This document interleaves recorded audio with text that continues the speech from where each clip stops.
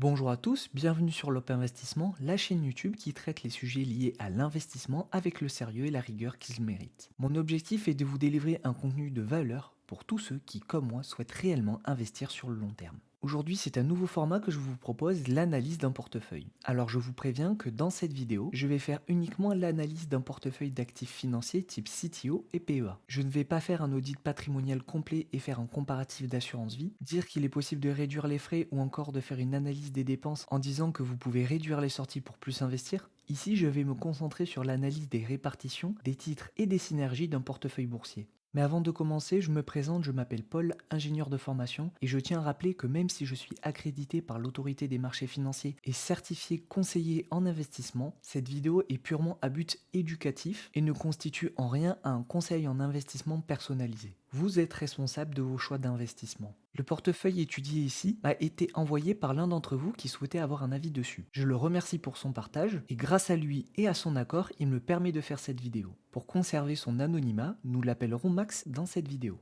N'hésitez pas à me faire savoir en commentaire si vous appréciez ce type de contenu et je vous invite à vous abonner, à commenter, à liker et à partager cette vidéo. Vous retrouverez en début de description ma liste d'emails privés pour recevoir la synthèse de cette analyse ainsi que certains outils que j'utiliserai dans cette vidéo. Vos partages et votre soutien comptent beaucoup pour moi et contribuent énormément à faire grandir cette chaîne. Et je vous en remercie sincèrement. Maintenant, passons à la première étape, la contextualisation du profil investisseur. L'objectif de cette partie est de vous donner les clés pour mieux comprendre le profil et les objectifs d'investissement qui justifieront en partie certains de mes commentaires à la suite. Voici le profil de Max. Max a une cinquantaine d'années, il est salarié avec un revenu important, une capacité d'investissement en bourse de plus de 1500 euros par mois. Alors je ne connais pas son patrimoine en entier, comme je l'ai déjà dit. Ici, je vais uniquement me focaliser sur l'analyse de son portefeuille en tant que tel. Max a donc un profil et une situation financière très stable, ce qui favorise les investissements sereins. Il m'a indiqué qu'il possédait déjà une épargne de sécurité, ce qui augmente la sérénité vis-à-vis de ses investissements.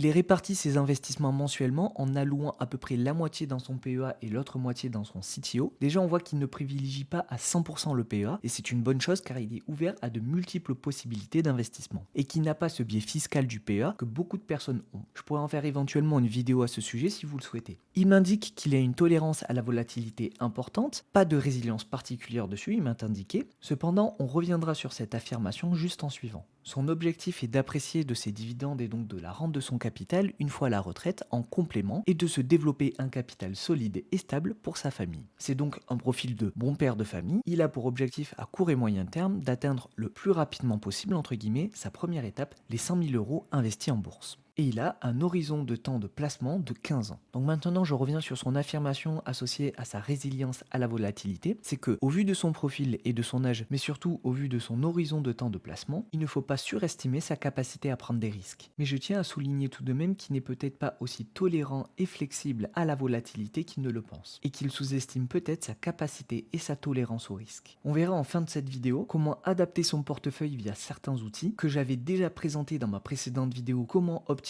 votre portefeuille avec des simulations minimum volatility ou éventuellement comment remanier le portefeuille avec l'ajout de certains actifs antifragiles comme l'or ou éventuellement des obligations. Enfin, un dernier point essentiel à prendre en compte, ce sont ses connaissances. Max a passé plus d'un an à se former correctement sur l'investissement en bourse et sur l'analyse des états financiers, en suivant une formation adaptée ou en se renseignant par lui-même. C'est pourquoi Max s'est tourné vers une stratégie de stock picking car il a voulu fournir les efforts nécessaires d'analyse qui lui permettront de choisir ses propres actifs. Et aussi en partie qu'il apprécie passer du temps à analyser les entreprises et les différents secteurs. Pendant que Max est monté en compétence sur l'investissement en bourse, il a simplement mis de côté son cash en attendant d'être suffisamment formé. Alors me direz-vous, oui, c'est contre-productif de garder du cash et de ne pas passer à l'action. Et je suis en partie d'accord avec vous. Cependant, dans ce cas d'apprentissage d'une stratégie stock picking, il est préférable de prendre son temps, de se former correctement et de s'entourer de bonnes personnes, se faire conseiller avant d'investir une partie ou même l'intégralité de sa liquidité. C'est sûr que pour se former pour l'investissement en ETF, vous n'avez pas besoin de beaucoup de connaissances et c'est l'un des avantages de cette stratégie qui vous permet d'agir plus rapidement qu'une personne qui souhaite faire du stock picking. Mais là où je dis que c'est très important de prendre son temps, c'est que si on n'évalue pas correctement le risque associé, une erreur peut être fatale et même mettre un frein à votre carrière d'investisseur alors qu'elle ne vient que tout juste de débuter. Et je peux prendre l'exemple d'Orpea dont beaucoup d'entre vous se souviendront probablement encore longtemps. Avancer pas à pas et mesurer son risque afin de minimiser ses pertes est la chose la plus fondamentale en bourse. Et Warren Buffett le dit très bien lui-même. Règle numéro 1 en bourse, ne pas perdre d'argent. Règle numéro 2, ne pas oublier la règle numéro 1. Cependant, il ne faut pas tomber bien sûr dans le piège de l'inactivité en restant passif en attendant que votre argent s'investisse par magie directement dans votre PEA ou votre CTO. Mais dans notre cas, Max a fait les choses correctement selon moi, puisqu'il a pris le temps de se former, il a investi dans ses connaissances, chose qui est de plus en plus démocratisée aujourd'hui mais qui n'est pas encore automatique, et cette sagesse d'esprit et cette patience lui sont peut-être liées à son profil plus âgé qui lui confère peut-être plus de maturité qu'une personne de la vingtaine qui serait tentée de vouloir faire tout rapidement. Une fois ses connaissances acquises, Max a alloué la moitié de la liquidité qu'il avait constituée durant cette période où il s'était formé. Point également excellent selon moi, puisqu'il n'a pas alloué directement l'entièreté de sa liquidité disponible, puisqu'il avait le recul et l'humilité de se dire qu'il reverrait peut-être légèrement les lignes de son portefeuille. Et ce point-là est vraiment essentiel et vous devez de le garder en mémoire. Un portefeuille, c'est comme construire une maison. Cela ne se fait pas parfaitement du premier coup, mais se bâtit peu à peu avec du temps et de la patience. Ce portefeuille peut se voir légèrement modifié après certains échanges avec des personnes plus compétentes, plus sages et plus expérimentées, ou encore après s'être inspiré des erreurs de certains afin de ne pas les reproduire. Ce n'est pas un mal en soi de construire un portefeuille sur 1 ou 2 années. Cependant, si vous avez les bonnes compétences et connaissances et que vous vous êtes correctement entouré, vos lignes en portefeuille ou même votre stratégie ne changera pas drastiquement. Les fondations de votre portefeuille resteront globalement les mêmes. Ce sont simplement des petits ajustements que vous ferez pour vous permettre d'obtenir un portefeuille plus résilient et performant sur le long terme. Maintenant que vous avez un peu plus de contexte, passons à la présentation du portefeuille. Ici, je ne vais pas faire la présentation détaillée de chaque entreprise, je vais simplement analyser les points intéressants que j'ai pu noter et souligner les synergies intéressantes ou non selon moi entre les différentes lignes du portefeuille. Alors je vais passer à la présentation rapide et à la description de chacune des entreprises en portefeuille. Stellantis, c'est un groupe automobile multinational résultant de la fusion des groupes PSA, Peugeot, Citroën et de Fiat Chrysler Automobile. TAG Immobilien AG, c'est un REIT allemand spécialisé dans le développement, la promotion et la gestion d'actifs immobiliers. Ces types d'actifs sont des immeubles résidentiels situés principalement en Allemagne et en Pologne. Delta Group SA, ils sont spécialisés dans la conception, la fabrication et la commercialisation de vêtements et d'équipements professionnels de protection individuelle. Reworld Media, c'est le leader français des médias thématiques multi-supports et multi-formats. Amundi est l'un des principaux gérants d'actifs mondiaux. Le groupe assure la gestion active d'actifs financiers ou physiques et la gestion passive de fonds indiciels. ALD est spécialisé dans la location et moyenne durée, la gestion et la vente de véhicules d'occasion. Katana Group est spécialisé dans la conception, la construction et la commercialisation de bateaux haut de gamme. MarineMax est un détaillant de bateaux haut de gamme, de yachts, et c'est également une société de services pour les super yachts. La société propose des bateaux neufs et d'occasion ainsi que des produits nautiques connexes, notamment des moteurs, des remorques, des pièces détachées et des accessoires. Malibu Boats, c'est un concepteur, un fabricant et un distributeur de bateaux de sport. Malibu comprend la fabrication, la distribution, le marketing et la vente de ces bateaux dans le monde entier. Marine Product est un fabricant de bateaux à moteur en fibre de verre. La société conçoit, fabrique et distribue pour tout type de bateaux, luxe, sport, etc.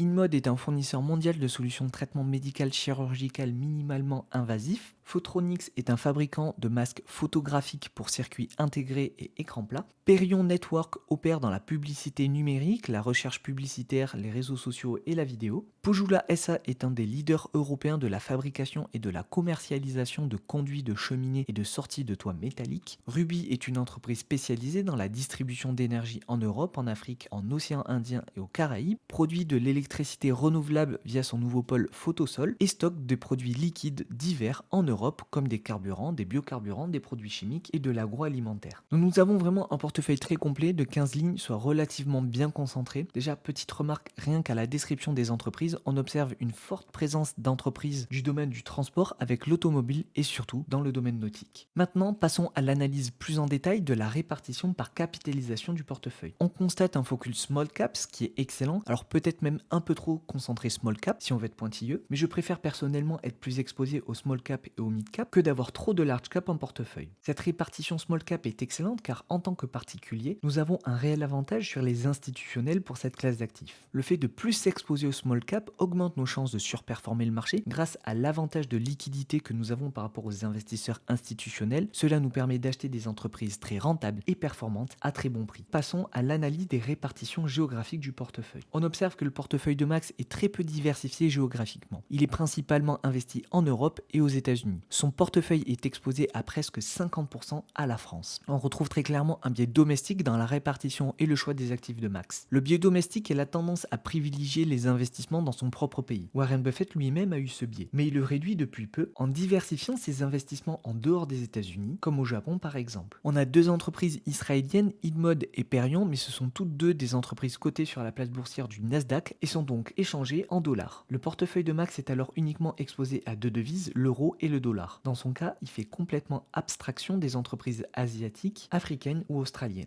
Pourtant, nous pouvons trouver de très belles opportunités dans certains de ces pays, comme en atteste ce graphique des KPE des pays. Le KPE est un indice de valorisation et ici, il indique si la valorisation moyenne des entreprises d'une zone géographique est intéressante ou non. La Chine actuellement représente de très belles opportunités, mais bien sûr avec des risques qui lui sont propres, mais s'y exposer peut-être partiellement peut être une bonne source de diversification. Vous avez également en Europe de magnifiques opportunités, si je m'en tiens à ce graphique, avec une valorisation relativement basse pour la Pologne. Je pense que la répartition géographique du portefeuille de Max peut être améliorée dans le cas où il accepte les risques associés à certains pays comme la Chine. Après, s'il ne souhaite pas s'exposer à la Chine pour éviter certains risques liés à la géopolitique, il y a d'autres pays asiatiques très intéressants qui lui permettront quand même de se diversifier tout en réduisant son risque. Pour la répartition sectorielle, nous avons des secteurs qui ne sont pas couverts, tels que la consommation défensive, les utilities et les matières premières. Comme évoqué juste avant dans la présentation des entreprises, Max est très exposé à la consommation cyclique et à l'industrie du transport plus généralement. Pour rappel, comme mentionné dans ma précédente vidéo, nous ne pouvons pas prévoir la pluie, nous nous contentons simplement d'avoir un parapluie en cas d'averse. C'est pourquoi il est essentiel de s'exposer à l'ensemble des secteurs. En ne s'exposant pas à certains secteurs, il fait l'abstraction de certaines industries qui surperforment en phase de transition, de récession et de reprise. Je ne pense pas que Max a souhaité surpondérer ces secteurs par pure spéculation de phase du cycle économique, je pense simplement qu'il a eu un biais sur certaines recommandations d'entreprise ou par préférence de certains secteurs, sans prendre en compte la répartition de son portefeuille dans son ensemble. Comme je ne fais jamais les choses à moitié, chose que vous avez probablement déjà remarqué si vous suivez régulièrement cette chaîne, ici je vais faire l'analyse complète d'un point de vue qualitatif et quantitatif de l'ensemble du portefeuille. Alors bien sûr, pour éviter de faire une vidéo de 3 heures et perdre 90% de l'audience au bout de la seconde présentation d'entreprise, je vais pour la partie qualitative synthétiser l'analyse liée au business des entreprises, pour ensuite passer à l'analyse quantitative pour analyser les ratios liés à la solidité financière, la profitabilité, la gestion et la valorisation. Je préviens juste avant de commencer la partie sur l'analyse qualitative, les remarques que je vais faire constituent uniquement mon avis et sont le résultat d'une analyse synthétique de ces lignes. Je me réserve le droit de me tromper sur l'interprétation des business et de la qualité du mode des entreprises. N'hésitez pas à défendre votre point de vue sur les entreprises présentées en commentaire. Bon, je pense que vous l'avez compris, ici on a 4 entreprises qui opèrent plus ou moins dans la même industrie. Il faut faire donc un choix sur les entreprises qui vous semblent les plus pertinentes et ne pas se retrouver avec plusieurs lignes similaires en portefeuille. Par exemple, au vu de la politique de rémunération des dirigeants de Katana, je privilégierais Malibu Boats. Si vous souhaitez en savoir plus sur l'analyse Katana, je vous recommande la vidéo d'analyse de la chaîne YouTube V-Invest. Nous verrons à la suite si une entreprise nous paraît plus faible quantitativement pour nous aider à faire un choix dans notre sélection. Pour cette partie, nous avons ALD Automobile, donc c'est un leader de son secteur, c'est un business intéressant et qui restera porteur dans les prochaines années, même si on a un risque associé au remplacement des véhicules thermiques par les véhicules électriques. À voir comment ils manageront cette transition. Stellantis est également une superbe entreprise de l'industrie automobile. Le changement de marque et la montée en gamme ont été un franc succès. Même remarque que précédemment, on a 2 entreprises ici qui opèrent dans le même domaine. Il faut garder à l'esprit qu'encore une fois, cette industrie est très cyclique et il faut faire des choix dans la sélection de nos actifs, même si ce n'est pas toujours facile.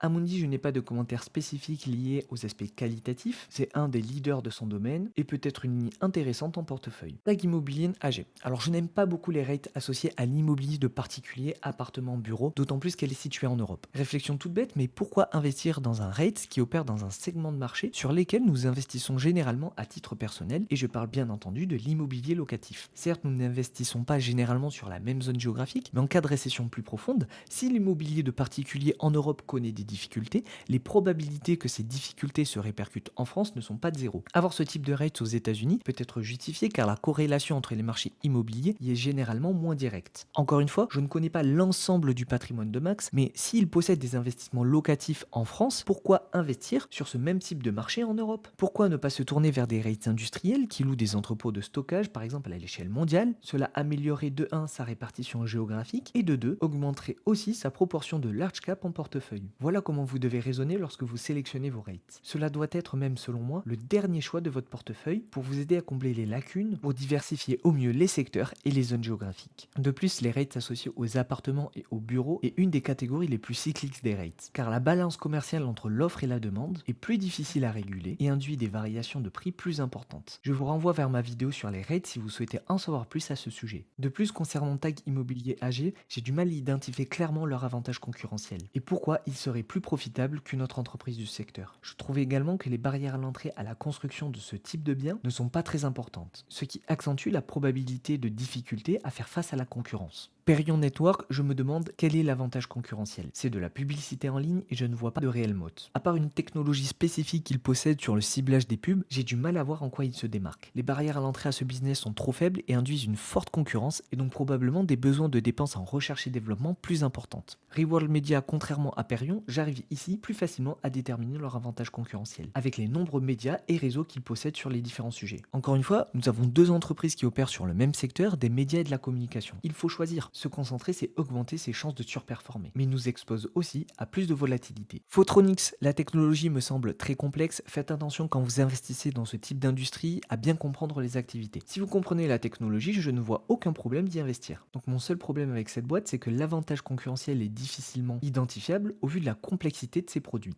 InMode, rien à redire, il possède un véritable moat et opère dans un domaine où la demande est de plus en plus forte. Si vous souhaitez en savoir plus, je vous recommande ma vidéo d'analyse sur InMode. Delta Plus Group, le business est très intéressant car il est très spécifique. C'est un marché de niche. La politique d'acquisition du groupe me semble relativement bonne, avec une diversification de ses clients et de ses gammes de produits très intéressante. Je vous recommande la vidéo de V-Invest sur cette entreprise. Pour Joula, les activités sont également très intéressantes car elles sont plutôt nichées, comme Delta Plus. C'est le leader européen de son domaine. Sa diversification par ses filiales pour la vente de combustible de bois est très intéressante car ils se démarquent par leur aspect haut de gamme et synergisent relativement bien avec leur business existant. On a donc ici deux marchés de niche très intéressants et ce sont tous deux des leaders dans leur domaine.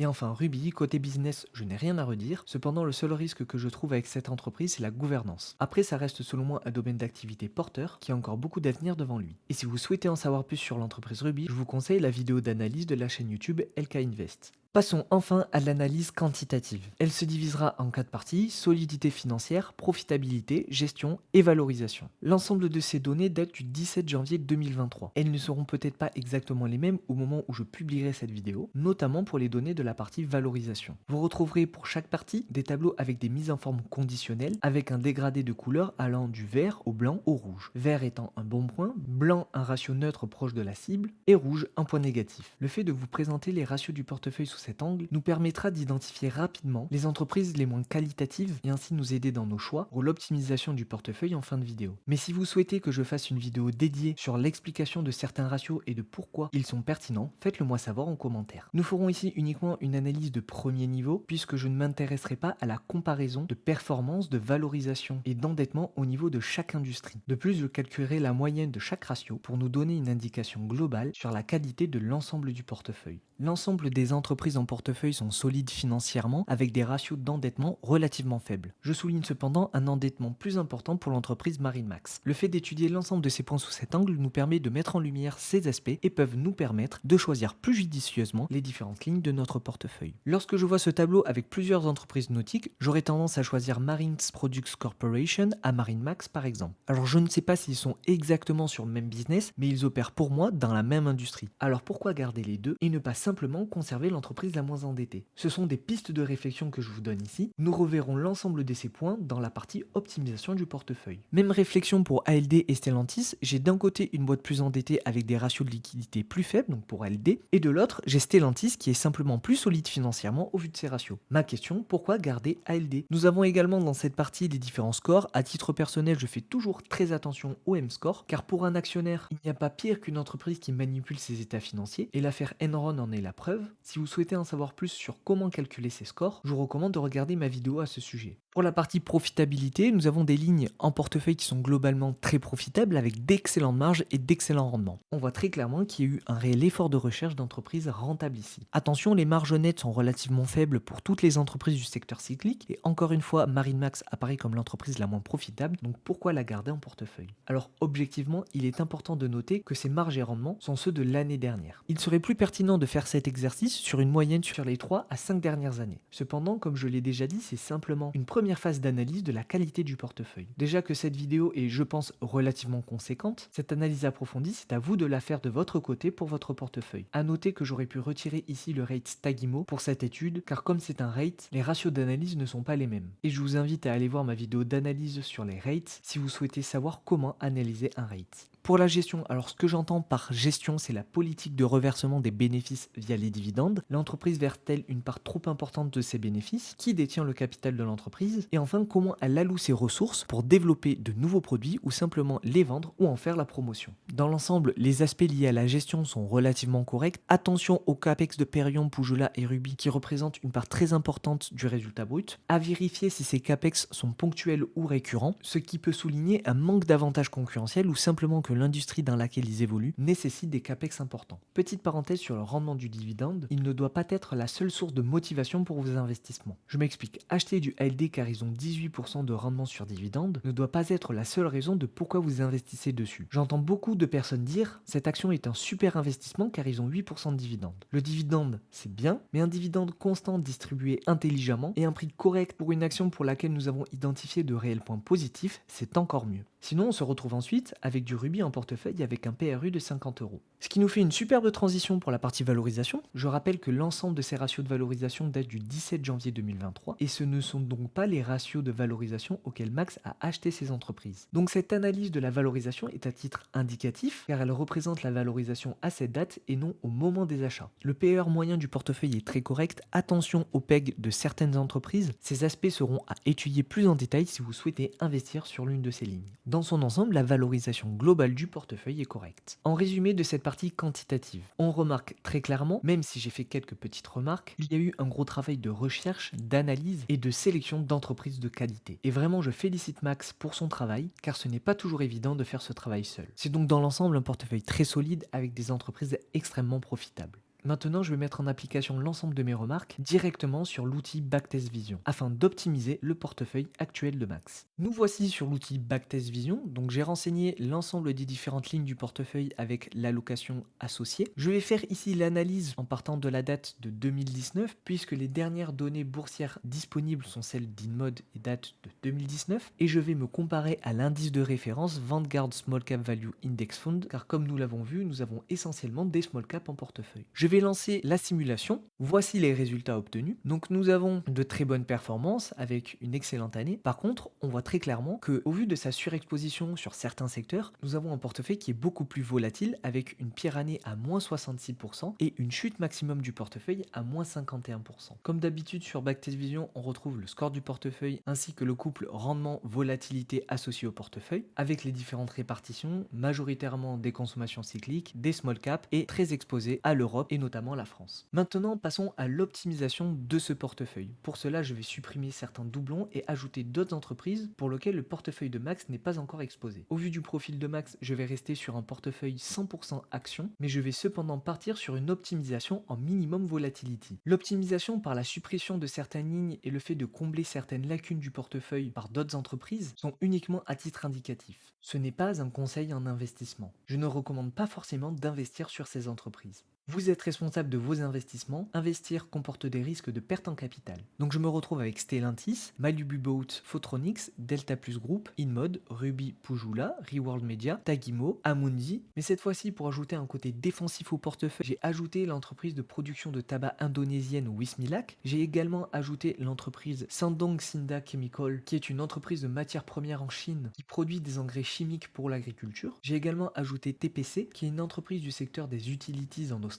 qui opère dans la vente d'électricité et de gaz. Et enfin, j'ai ajouté à ce portefeuille l'entreprise Barrick Gold Corp, une entreprise également de matières premières, mais c'est une entreprise qui fait de l'extraction d'or et c'est l'une des plus grosses entreprises de ce secteur, cotée au Canada. Ce qui nous donne un portefeuille très concentré de 14 actions, exposées à l'ensemble des secteurs et des zones géographiques. J'ai choisi volontairement de me concentrer en sélectionnant un portefeuille de seulement 14 lignes. Ici, au vu du profil de Max, il ne serait pas illogique de sélectionner plus de 14 lignes pour réduire davantage la volatilité volatilité de son portefeuille. Mais attention, cela ne sert à rien d'avoir plus de 20 lignes en portefeuille, mais quelques lignes supplémentaires ici me semblent pertinentes. Et j'ai volontairement ajouté une entreprise qui extrait de l'or pour avoir un côté plus résilient dans le portefeuille, et j'ai surtout sélectionné cette entreprise en particulier pour augmenter la proportion de large cap en portefeuille et m'exposer à d'autres zones géographiques puisque cette entreprise opère un peu partout dans le monde. Je vais à présent, via l'outil Backtest Vision, faire la simulation de ce portefeuille optimisé via une minimum volatility. Donc je clique sur minimum volatility juste ici. Alors juste avant, je vais sélectionner la date de départ et je vais remettre l'indice de référence Small Cap Value pour cette simulation. Je simule la répartition en minimum volatility,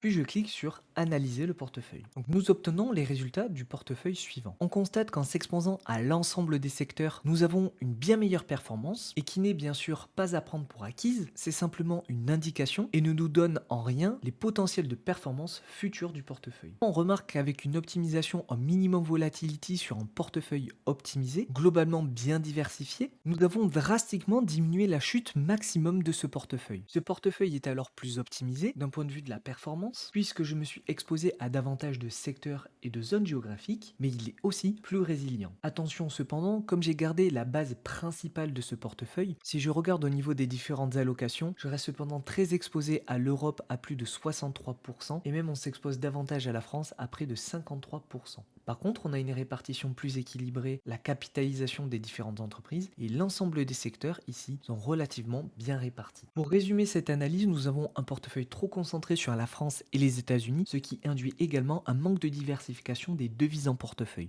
On peut également diversifier ces devises en conservant une partie de ses liquidités dans une autre devise que l'euro ou le dollar. Nous avons plusieurs entreprises de la même industrie, Katana Group, Malibu Boats, Marine Max et Marine Product. Attention également à ne pas être trop exposé au secteur du transport, ce qui accentue le côté cyclique du portefeuille. Il est essentiel pour avoir un portefeuille efficient de ne pas avoir plus de 2 entreprises du même secteur. Il est également primordial de toujours se poser la question de pourquoi cette entreprise fonctionnerait mieux qu'une autre. Et pour cela, l'analyse des fondamentaux nous permet en partie de la déterminer, mais la recherche au travers des sites d'entreprise, la lecture de leur rapport annuel sur plusieurs années, 3 à 5 ans, sont primordiales pour bien comprendre leurs activités. Cela nous permet d'avoir un portefeuille plus concentré mais diversifié. Ce qui rejoint notre point suivant, rester concentré sur des business de qualité et ne pas se surexposer à certains secteurs. Au vu du profil de Max, trop se concentrer en ayant un portefeuille d'admettons 10 lignes par exemple ou moins me semble trop risqué au vu de sa potentielle tolérance à la volatilité. C'est pourquoi avoir un portefeuille entre 15 et 20 lignes me semble le plus optimisé pour son profil. Ce qui fait le lien avec notre dernier point, attention, ne pas sous-estimer sa capacité à prendre des risques. Adopter une stratégie avec éventuellement des obligations ou des entreprises minières dans l'or peuvent augmenter la résilience de votre portefeuille. Après, si vous êtes en accord avec vous-même sur le niveau de risque que vous souhaitez prendre et que vous investissez à plus de 20 ans, n'ajoutez pas d'obligations ou d'or à votre portefeuille. Mais par contre, vous serez exposé à beaucoup plus de volatilité. J'espère que vous avez apprécié cette vidéo d'analyse de portefeuille. Si vous avez apprécié cette vidéo, n'hésitez pas à la partager et à me dire si vous souhaitez avoir un autre épisode de ce type en commentaire en fonction de vos retours, et si vous partagez suffisamment et que je vois que cette vidéo a vraiment plu, je vous partagerai éventuellement le Google Sheet d'analyse qui m'a permis de faire les analyses de sensibilité du portefeuille. Je souhaite remercier tout particulièrement Max qui m'a partagé ce portefeuille pour que je puisse faire cette vidéo. Je vous remercie pour votre visionnage et je vous dis à très bientôt pour une prochaine vidéo.